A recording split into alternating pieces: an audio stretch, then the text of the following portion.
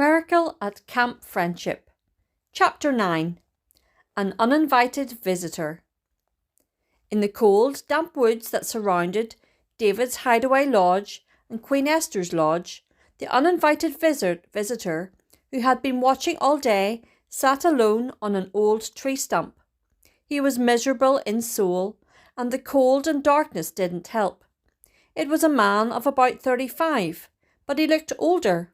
He had deep wrinkles in his forehead, and his shoulders slumped. His hair had grown long and grey. He had a shaggy beard, and wore clothes that looked old and tattered. For sure, he was very lonely, dejected, and broken in spirit. Camp Friendship was a place that was familiar to him, or had been. You might say he had grown up with it. Over the years, it hadn't changed much. The old army barracks, covered in black tar paper, looked as drab as ever. The dinner bell still rang to announce meals. The big fireplace still warmed the dining hall on cold, damp days. Uncle Jake still wore his camouflage cap, and Aunt Ruth wrapped herself in a shawl. The forked path still led to the lodges that nestled on top of the little ridge, and pine needles and pine cones cluttered the ground where the squirrels protested the invasion of noisy humans. The pines and other trees were taller now, but the woods were as thick and beautiful as ever. The new washrooms were the only difference he could see. He remembered when the campers had carried water to the lodges and washed up in basins. If you wanted hot water, you had to heat it on the pot-bellied stove. Showers were an unknown luxury. There had once been 2 additional lodges. Evidently, they had crumbled from lack of repair and had been torn down. Actually, they were not needed because large groups of young people didn't come to Camp Friendship anymore. Churches that had once given their support had lost the vision for this mountain retreat. Now they sent their boys and girls to camps where there were horseback riding, expansive athletic facilities, and fancier accommodations. There was nothing especially wrong with that, but nothing could replace the character-building experiences of Camp Friendship. But who was he to condemn anyone?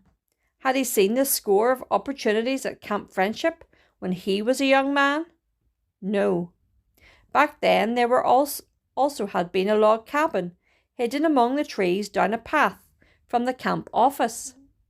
Aunt Ruth and Uncle Jake had built the cabin as their rustic home, right there on the land they had purchased for a youth camp ministry. It had been a pleasant, comfortable, airy home full of laughter and love. Now, because of their advancing years, Aunt Ruth and Uncle Jake lived in a little room at the back of the camp office. Most of the time they sat on the porch, rocking and observing others around the camp. He wondered if they remembered or ever thought of him. The highlights of their lives now seemed to be only the buses, like the one from Highland Church, that rolled up occasionally with a group of boisterous, enthusiastic young people.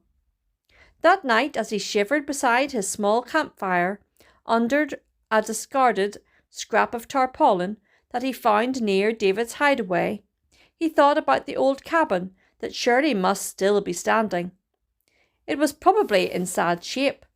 He could no doubt find shelter there from the cold and rain that was likely to come that night. It was only a thought, a consideration. He would not feel comfortable there. He would rather put himself at the mercy of the elements. That was certainly nothing new for him. The last 2 nights he had slept in David's hideaway. He had found an unlocked window, and he had crawled in. It was musty and dusty, but better than sleeping outdoors.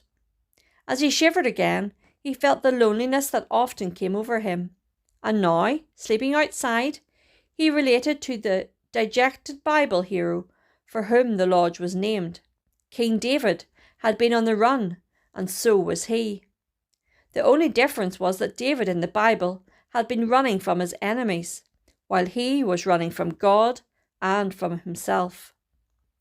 Some time after the lights had gone out in the lodges, he had crept closer and peered through the newly cleaned windows. In the darkness he could barely see the faces of the exhausted young boys, scrunched down in their sleeping bags. In his mind he was testing them.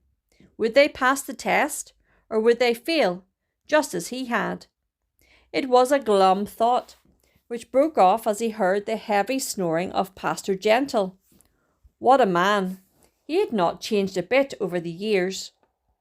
The soft glow of the pot-bellied stove warmed the visitor's soul, if not his body, and more pleasant thoughts crept in.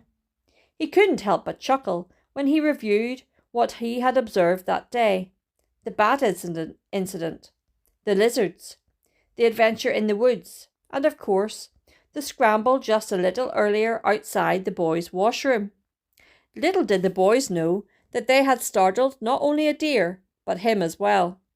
He had almost been caught in the beam of that super flashlight. The man's stomach growled, reminding him of how hungry he was. He would break into the kitchen again and eat some leftovers before he crawled into his makeshift bed and tried to get some sleep. One of the repairs that day had been to fix the lock on the kitchen door.